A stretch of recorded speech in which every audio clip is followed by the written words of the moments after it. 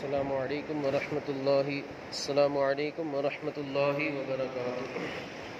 نحمده ونصلی علی رسولہ الکریم، اما بعد فاعوذ باللہ من الشیطان الرجیم، بسم اللہ الرحمن الرحیم۔ ان اللہ وملائکتہ یصلون علی النبی یا ایھا الذین آمنوا صلوا علیہ وسلموا تسلیما۔ اللہم صل علی سیدنا و مولانا محمد معدن الجود والکرم وآلہ الکرام وابنہ الکریم وبارک وسلم۔ عزیزان ملت اسلامیہ،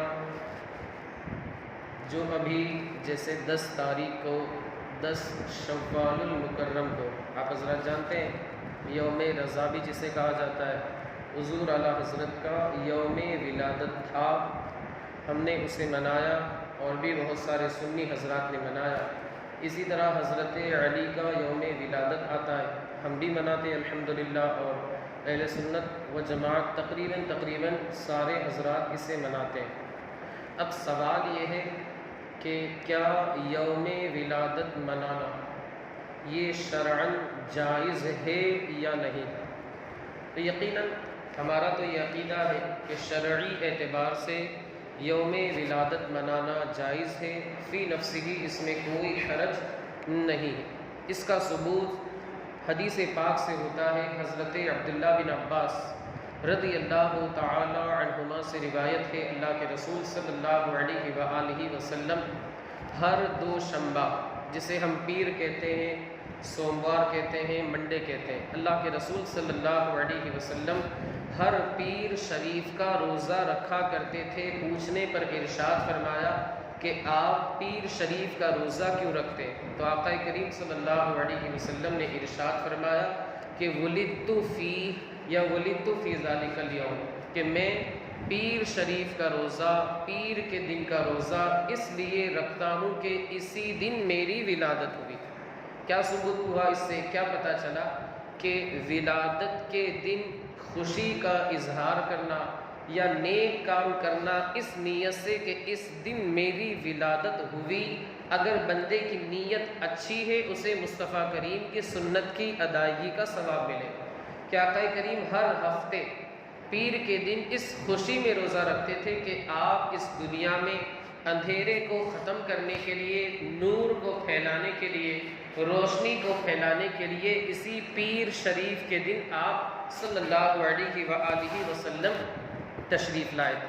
اب سالگرہ منانا، برتھ ڈے منانا، جنم دن منانا یہ جائز فی نفسہ، لیکن جو اس میں خرابیاں ہیں وہ تو اس وقت بھی ناجائز و حرام ہے اور وقت میں بھی ناجائز و حرام ہے۔ جیسے آج کل رائج ہے برتھ ڈے منانا، جس کا نام ہی برتھ ڈے اگر کہا جائے ذہن فوراً اسی جانب جاتا ہے کہ تالیاں بجانا، ایک پھگے کے ذریعے، غبارے وغیرہ کے ذریعے، بہت سارے بلون ہو اس کے ذریعے گھر کو سجا دیا جائے، ٹیبل ہو، سامنے بڑا سا کیک ہو اور پلاسٹک کی چھری اس بندے کو دے دی جائے جس کا برتھ ڈے ہے، اور بہت ساری موم بتیاں ہوں، وہاں عورتیں بھی ہوں، بچے بھی ہوں، بوڑھے بھی ہوں، سب محرم غیر محرم سب ہو۔ اب جیسے ہی اس کا وقت ہوا سارے لوگ تالیاں بجائیں گے، happy birthday to you کہیں گے، موم بتیاں بجھا دی جائے گی اور وہ کیک کاٹ کے لوگوں کو کھلائے گا، سب تالیاں بجائیں گے، ناچ گانے ہوں گے، رقص و سرور ہوگا، گانے وغیرہ بجائے جائیں گے۔ تو یہ ساری چیزیں ناجائز و حرام ہیں، حرام ہیں، حرام ہیں۔ یہ آپ دیکھیں کہ یہ جو چیزیں ہیں عیسائیوں کا طریقہ ہے، یہ جو ہے یہودیوں کا طریقہ ہے، اسلام میں ہرگز اس کی گنجائش نہیں۔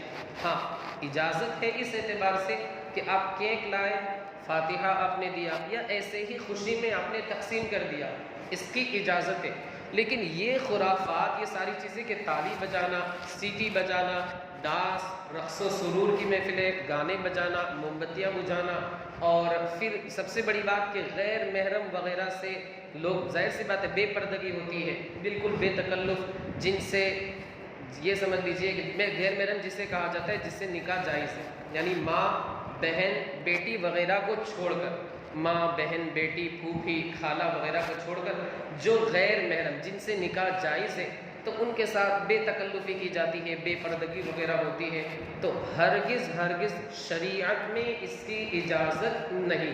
بندہ خوشی کا اظہار کرے، 2 رکعت شکرانے کی مسجد میں آ کر ادا کرے، کثرت سے آقا کریم پر درود پاک کا نذرانہ آپ کی بارگاہ میں پیش کرے کہ آپ کے صدقے میں اللہ نے مجھے اس کائنات میں بھیجا، مبعوث فرما، یہ ساری چیزیں کریں۔ لیکن یہ جو خرافات ہیں یہ تو ہمیشہ ناجائز و حرام ہے۔ سیٹی اور تالی بجانے کے تعلق سے قرآن مقدس میں آتا ہے وَمَا كَانَ صَلَاتُهُمْ عِنْدَ الْبَيْتِ إِلَّا مُكَاءً وَتَصْدِيًا کہ مشرکین یہ سمجھتے ہیں کہ خانہ کعبہ کے پاس تالی بجانا، سیٹی بجانا یہ عبادت کا کام ہے، معاذ اللہ۔ حضرت عبداللہ بن عباس اس آیت کریمہ کی تفسیر میں ارشاد فرماتے کہ مشرکین زمانے جاہلیت میں برہنہ ہو کر کے، بالکل کپڑے اتار کر کے خانہ کعبہ کا طواف کرتے تھے اور زور زور سے سیٹی بجاتے تھے، زور زور سے تالیاں بجاتے تھے۔ مقصد ان کا یہ ہوتا تھا کہ اس طریقے سے ہم تالیاں بجا کر کے، سیٹی بجا کر کے محمد عربی صلی اللہ علیہ وسلم کو تکلیف پہنچائیں کہ آپ ہماری آواز کی وجہ سے قرآن کریم کی تلاوت نہ کر سکیں۔ اسی طرح ان کا دوسرا مقصد یہ ہوتا تھا کہ خانہ کعبہ کے پاس تالی بجانا، سیٹی بجانا، معاذ اللہ یہ کیا ہے؟ عبادت کا کام ہے۔ تو تالی بجانا، سیٹی بجانا شریعت میں اس کی اجازت نہیں ہے، یہ گناہ کا کام ہے۔ اب یہ جب بندہ جنم دن مناتا ہے، سالگرہ وغیرہ مناتا ہے، خوشی کا اظہار کرتا ہے، جائز ہے، بہت اچھی بات ہے۔ اور ویسے انسان کو ہمیشہ خوش رہنا چاہیے، انسان کو ویسے ہمیشہ خوش رہنا چاہیے۔ اور ایسے موقع پر بہت سارے لوگ دعوت بھی کرتے ہیں، بہت سارے لوگ تحفے وغیرہ بھی لے کر کے آتے ہیں۔ تو شریعت میں خوشی کے موقع پر دعوت کرنے کی اجازت ہے، کوئی مسئلہ نہیں، کوئی حرج نہیں۔ آپ دعوت کرنا چاہیں تو دعوت کر سکتے، دوست احباب کو بلا کر کھانا وغیرہ کھلا سکتے۔ شریعت میں اس کی اجازت ہے کہ خوشی کے موقع پر دعوت کی جائے، آپ دعوت دے سکتے۔ جیسے نیا گھر بنتا ہے تو پڑوسیوں کی، رشتہ داروں کی، اہل جو قرابت والے ان کی دعوت کی جاتی ہے، ان کو بلا کر کے کھانا وغیرہ کھلایا جاتا ہے، اور ایک خوشی کا اظہار ہوتا ہے، خوشی کا موقع ہوتا ہے۔ اسی طرح جو جنم دن آتا ہے، سالگرہ، اس موقع پر بھی دعوت کرنا جائز ہے، چاہے وہ اپنا جنم دن ہو اور بزرگان دین کا یوم ولادت ہو تو ماشاءاللہ بہت سارے حضرات نیاز بھی کرتے ہیں، جائز ہے، اس میں کوئی حرج نہیں۔ لیکن وہ آپ نے سنا ہوگا کہ ہر زمانے میں، بلکہ ابھی تقریباً 100-150 سال سے اس پر کافی پابندیاں لگائی جاتی ہے۔ لوگ روکنے کی کوشش کرتے ہیں کہ اس کی کوئی اصل نہیں، اس کا کوئی ثبوت نہیں، اس کی کوئی دلیل نہیں، اس کا کوئی پروف نہیں، اس کی کوئی برہان نہیں۔ تو ان ساری چیزوں کی جانب ہمیں توجہ دینے کی ضرورت نہیں۔ وہ چیز جس سے اللہ رب العزت نے نہیں روکا، مصطفیٰ کریم صلی اللہ علیہ وسلم نے نہیں روکا، اسی طرح صحابہ کرام نے نہیں روکا، اولیاء کرام نے نہیں روکا، تو اس چیز کے، اس کام کے کرنے میں کوئی حرج نہیں۔ لیکن شرط یہ ہے کہ کوئی ناجائز و حرام کام ساتھ میں نہ کیا جائے۔ فی نفس ہی دعوت کرنا، کھانا کھلانا، تحفے اگر کوئی دیتا ہے تو ان تحائف کو قبول کرنا وغیرہ یہ ساری چیزیں جائز ہے۔ اب میں خوشی کے تعلق سے کہ انسان خوشی کا اظہار، خوش رہتا ہے، ظاہر سی بات ہے، خوشی کی بات آ گئی تو مجھے ایک بات یاد آئی کہ انسان خوشی کب محسوس کرتا ہے اور انسان غمگین کب ہوتا ہے۔ اکثر و بیشتر یہ دیکھا جاتا ہے، لوگ یہ سمجھتے ہیں کہ جو انسان زیادہ پیسے والا ہے وہ بہت بڑا خوش رہتا ہے اور بہت زیادہ اسے خوشی پہنچتی ہے۔ اور اکثر و بیشتر لوگ یہ سوچتے ہیں کہ کسی بندے کو اگر ڈگری مل گئی وہ بندہ بڑا خوش رہتا ہے۔ اور بھی لوگ الگ الگ ان کی سوچیں رہتی ہیں، کوئی بندہ یہ سوچتا ہے کہ میں گھومتا پھرتا رہوں گا مجھے خوشی مل جائے گی۔ تو یہ الگ الگ ریزن، الگ الگ اسباب لوگوں کے ذہن میں رہتے ہیں۔ لیکن آپ یہ بات یاد رکھیں کہ انسان کے اوپر یہ ڈیپینڈ کرتا ہے۔ انسان کو اگر کسی چیز کی خوشی محسوس ہوئی تو انسان کا دل خوش ہونا چاہیے، اور اگر کسی انسان کو کوئی غم ملا تو یہ انسان کے اوپر ہے کہ اس غم کو اپنے دل میں کتنے دن تک کے لیے وہ جگہ دیتا ہے۔ یہ انسان کے اوپر ہے کہ اللہ تعالیٰ نے اسے یہ قوت عطا فرمائی کہ اس غم کو بھلانے کی کوشش کرے۔ اگر اس غم کو دل کے اندر رکھتا ہے، ہمیشہ رکھے رہتا ہے، تو یہ غم اس کے لیے آگے چل کر کے نقصان کا باعث ہوگا۔ تو خوش رہنا، غمگین ہونا، یقیناً چیزیں ملتی ہیں، نعمتیں ملتی ہیں، خوشی ہوتی ہے، کوئی نعمت چھن جاتی ہے، چلی جاتی ہے، انسان غمگین ہوتا ہے، لیکن کتنے دن تک اس کے لیے خوش رہنا ہے، کتنے دن تک دوسری چیز جو چلی گئی اس کے لیے غمگین رہنا، یہ انسان کے اپنے اوپر ہے۔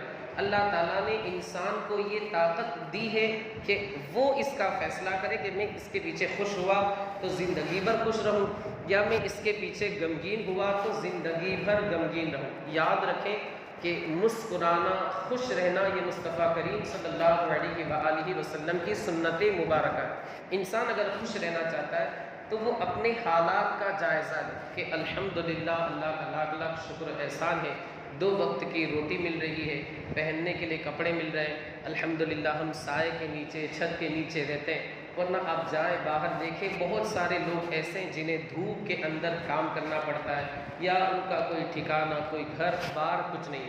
تو انسان اگر چاہے تو اپنی زندگی کا جائزہ لے، اطراف دیکھے کہ اللہ نے مجھے کون سی ایسی نعمت ہے جس سے نہیں نوازا ہے۔ انسان کے اندر یہ احساس اگر آ جائے تو یقیناً وہ بندہ خوش رہے گا۔ جب خوش رہے گا اللہ کا شکر ادا کرے گا، جب اللہ کا شکر ادا کرے گا تو پھر اللہ کا فرما بردار بندہ بھی بن جائے۔ اب دیکھیں حدیث پاک میں فرمایا گیا اگر انسان کو یہ دیکھنا ہے کہ اللہ تعالیٰ کا وہ شکر گزار بندہ بن جائے اور اللہ نے اسے بہترین حال میں رکھا ہے، تو حدیث پاک میں فرمایا گیا انظروا الی من اسفل منکم، کہ جو تم سے کمتر ہے، جیسے اللہ نے آپ کو نوازا ہے لیکن ایک دوسرا بندہ ہے جس کو اللہ نے آپ سے کم نوازا ہے، تو حدیث پاک میں فرمایا گیا کہ اس بندے کو آپ دیکھو اور اللہ کا شکر ادا کرو۔ اس کو دیکھ کر کے آپ تکبر کریں، بڑائی بیان کریں کہ میں اس سے بڑا امیر ہوں، اس سے ہرگز اس کی اجازت شریعت نہیں دیتی۔ متکبرین کا ٹھکانہ جہنم میں، علیہ فی جہنم مثوی للمتکبرین، لیکن شریعت یقیناً اس بات کی اجازت دیتی ہے کہ آپ اسے دیکھ کر کے اللہ کا شکر ادا کریں۔ اے اللہ فلاں بندے کا تو یہ حال ہے لیکن الحمدللہ میرا تو یہ حال ہے کہ تو نے مجھے مال و دولت سے نوازا ہے اور مجھے الحمدللہ اتنی زیادہ تکلیفیں برداشت نہیں کرنی پڑتی۔ میں نے اس سے پہلے بھی ایک بات بتائی تھی، دمشق جو کہ آج سیریا کے اندر ہے، وہاں کی ایک جامع مسجد مشہور بھی ہے، شیخ سعدی علیہ الرحمہ کچھ مسجد میں گئے نماز وغیرہ پڑھنے کے ارادے سے، باہر نکلے دیکھا کہ چپل غائب ہو گئی۔ آج کل بھی ایسا ہوتا ہے، مسجدوں کو لوگ نہیں چھوڑتے، مسجد سے مصلیوں کی نمازیں مصلیوں کی چپلیں لے جاتے، درگاہ سے بھی لے جاتے۔ خیر، تو اس زمانے میں شیخ سعدی علیہ الرحمہ کی چپل غائب ہو گئی، کوئی لے گیا۔ اتفاق سے زبان پر کچھ کلمات آ گئے، کچھ ناشکری کے کلمات آ گئے، لیکن جیسے ہی باہر نکلے دیکھا کہ ایک بندہ ایسا بیٹھا ہوا ہے جس کے پاس نہ چپل ہے بلکہ اس کے پاس پیر بھی نہیں ہے۔ فوراً اللہ کی بارگاہ میں رجوع کیا، استغفار کیا اور اللہ کی بارگاہ میں عرض کیا مولا تیرا لاکھ لاکھ شکر و احسان کہ میری تو صرف چپل غائب ہوئی ہے، اس بندے کے پاس تو دونوں پیر میں سے ایک پیر بھی نہیں، اس بندے کے دونوں پیر غائب۔ تو یہ ساری چیزیں ہماری نگاہوں کے سامنے ہیں، یہ ہمارے لیے درس عبرت ہے کہ اے انسان تو اللہ کا کتنا بڑا ناشکرہ اور نافرمان بندہ ہے۔ اللہ نے تجھے بہت ساری نعمتوں سے نوازا ہے لیکن اس کے باوجود بھی تو اللہ کا شکر ادا نہیں کرتا۔ اب انسان کو یہ ساری چیزیں دیکھ کر کے خوش رہنا چاہیے۔ ہاں اگر غم پہنچتا ہے تو غم پہنچے، چلیے مانتے ہم کہ غم پہنچتا ہے انسان، لیکن یہ بھی انسان کے اوپر ہے کہ کتنے دن تک اسے اپنے دل میں رکھتا ہے۔ اللہ نے انسان کے اندر یہ قوت پیدا فرمائی ہے کہ غم جو ہے بہت زیادہ لمبے ٹائم تک نہیں رہتا۔ کسی کا انتقال ہوا، 4-5 دن یاد آئی، 10 دن یاد آئی، مہینہ یاد آئی، 2 مہینہ، 1 سال کے بعد پھر زیادہ یاد نہیں آتی، ورنہ تو انسان کا اس دنیا میں جینا ہی مشکل ہو جائے، وہ ایسے ہی زندگی ہی میں اس کا انتقال ہو جائے۔ یہ اللہ تعالیٰ نے ایسی قوت انسان کو عطا فرمائی کہ وہ غم بھلا دیتے ہیں۔ لیکن کچھ لوگ ایسے ہوتے ہیں جو غم کو بھلاتے ہی نہیں، فراموش ہی نہیں کرتے، ہمیشہ غمگین رہتے ہیں۔ تو فرمایا گیا کہ غمگین انسان زیادہ نہ ہو، اللہ پہ بھروسہ رکھے، جو کچھ اسے غم پہنچا اسے فراموش کر دے، اسے بھلا دے، اللہ کا شکر ادا کرتا رہے۔ اور اگر کوئی پریشانی آ رہی ہے، انسان ڈپریشن کا شکار ہو رہا ہے، تو اس کے لیے ایک وظیفہ بتایا گیا ہے جس کے تعلق سے فرمایا گیا کہ یہ عرش کے خزانوں میں سے ایک خزانہ ہے۔ وہ وظیفہ ہے لا حول ولا قوت الا باللہ العلی العظیم، کثرت کے ساتھ بندہ اسے پڑھتا رہے۔ فرمایا گیا، روایت میں آتا ہے کہ یہ جو وظیفہ ہے یہ 99 بیماریوں کا علاج ہے. کتنی؟ 99 بیماریوں کا یہ علاج ہے، دوا ہے. اور ان میں سے ایک ٹینشن لینا. یہ ایک ایسا وظیفہ ہے کہ انسان اگر اسے کثرت سے پڑھتا رہے، لا حول ولا قوت الا باللہ العلی العظیم، اللہ تعالیٰ اس بندے کے ٹینشن اور غمگین رہنے کو دور فرما دے. ظاہر سی بات ہے عرش کے خزانوں میں سے ایک خزانہ ہے. تو خوش رہنا اور غمگین رہنا یہ انسان کے اپنے اوپر ہے. جو کچھ بھی اسے ملا ہے اس پر خوش رہے. یہ ٹینشن نہ لے کہ یہ نہیں ملا، وہ نہیں ملا، وہ نہیں ملا، یہ نہیں ملا. یہ ساری چیزوں میں انسان اپنے وقت کو ضائع نہ کرے. کبھی کبھی انسان کو خوشی جو ہے وہ برے کام کرنے کے بعد حاصل ہوتی ہے. جیسے بہت سارے لوگ شراب پیتے تو انہیں سکون ملتا ہے، معاذ اللہ. یہ انسان کے اپنے اوپر ہے کہ اس نے عادت کیوں ایسی بنائی. تو انسان کو ایسی خوشی سے اپنے آپ کو روکنا چاہیے کہ غلط کام کر کے معاذ اللہ اس سے خوشی ہو. جیسے کسی کو تھپڑ رسید کر دیا، بڑا مزہ آتا ہے، میں نے اس سے بڑا زوردار تھپڑ مارا. تو ایسی خوشی کیا کام کی جو انسان کو جہنم میں لے جانے والی خوشی ہو، معاذ اللہ، استغفر اللہ. انسان کو خوشی وہ ہونی چاہیے جو ہمیں آمنہ کے لال نے سکھائی. حضرت عمر فاروق اعظم یہ بھی اسلام نہیں لائے تھے، ابھی صرف عمر تھے، بارگاہ رسالت میں حاضر ہوئے. ایک بند کمرے میں اللہ کے رسول صلی اللہ علیہ وسلم، دار ارقم جسے کہا جاتا ہے، آج بھی مکہ مکرمہ میں آج موجود نہیں، لیکن باہر مطاف جو ہے اس کے بعد اس کے پاس لوگ بتاتے ہیں صفا مروہ کا جو دروازہ ہے وہیں پر دار ارقم تھا. ایک صحابی رسول کا گھر تھا. اللہ کے رسول صلی اللہ علیہ وسلم اور جو اس وقت تقریباً 39 لوگ اسلام لا چکے تھے اندر بیٹھے ہوئے تھے. بڑا سا کمرہ تھا. اتنے میں باہر دروازے پر دستک ہوئی. کہا، پوچھا گیا کہ کون؟ کہا عمر. تو کہا کسی نے کہ اگر یہ اچھے ارادے سے آئے ہیں تو ٹھیک، ورنہ اگر ان کا ارادہ اچھا نہیں ہے تو ان کی گردن اڑا دی جائے. پوچھا گیا کہ آپ کے آنے کا مقصد کیا ہے؟ کہا میں اسلام قبول کرنے کے لیے آیا. جو ہی لوگوں نے سنا فوراً لوگ خوش ہو گئے، نعرے تکبیر بلند کیا، اللہ اکبر، یا اس طرح نعرے تکبیر بلند. تو یہاں پر آپ دیکھیں، میں عرض یہ کرنا چاہتا ہوں کہ انسان کے اپنے اوپر، یہاں پر ظاہر سی بات ہے اللہ کے رسول صلی اللہ علیہ وآلہ وسلم اور آپ کے تربیت یافتہ صحابہ، ان کا ذہن جو تھا بالکل اللہ رب العزت نے اسے نور سے منور فرما دیا تھا. تو انہیں خوشی کس بات کی ہوئی کہ ایک بندہ جو انتہائی طاقتور ہے اور اس سے بہت سارے لوگ اسلام قبول کریں گے، دین کو بہت فائدہ ہوگا، وہ بندے نے اسلام قبول کیا تو سارے صحابہ کو خوشی ہوئی. میں عرض یہ کرنا چاہتا ہوں کہ پہلی مثال جو میں نے آپ کو دی کہ انسان گناہ کر کے خوش ہوتا ہے، اور ایک انسان جب دین کا کام ہوتا ہے تب اس انسان کو خوشی ہوتی ہے. تو یہ فیصلہ انسان کے اپنے ہاتھ میں ہے کہ معاذ اللہ گناہ کر کے اس کے دل کو سکون ملتا ہے یا نیک کام کر کے اس کے دل کو سکون ملتا ہے. تو انسان اپنے آپ کو اس بات پر آمادہ کرے، تیار کرے کہ اسے اگر معاذ اللہ گناہ کا صدور ہو جاتا ہے تو اسے سخت تکلیف ہو، نیند نہ آئے. اسے کہا جاتا ہے نفس امارہ، کہ گناہ کیا، اب یہ جو نفس ہے اسے ابھارتا ہے، یار تو نے ایسا کیا، ایسا کیا، ایسا کیا، ایسا آئندہ ایسا نہیں کرنا ہے. یہ ہوتا ہے نفس امارہ. اور نہیں، نفس امارہ برائی کا حکم دیتا ہے. نفس لوامہ جو اسے ملامت کرتا رہتا ہے، تو نے ایسا کیا، ایسا کیا، آئندہ ایسا مت کرنا. جب یہ دو چیزیں انسان حاصل کر لیتا ہے، اس کے ذہن کے اندر یہ احساس ہوتا ہے یار میں نے گناہ کا کام کیا، اللہ تعالیٰ میری مغفرت فرمائے، گناہ ہو گیا، گناہ ہو گیا. اسے افسوس ہوتا رہتا ہے، اللہ کی بارگاہ میں آتا ہے، استغفار کرتا ہے. جب بندے کے دل میں یہ احساس آ جاتا ہے، اسے ایسا فیل ہوتا ہے کہ میں نے غلط کام کیا، ایسا نہیں ہونا چاہیے، آئندہ ایسا ہرگز نہیں کروں گا، تو اللہ تعالیٰ ایسے بندے کو نفس مطمئنہ عطا فرماتا ہے. نفس مطمئنہ کے تعلق سے قرآن مقدس میں آپ آیت کریمہ سنتے بھی ہوں گے.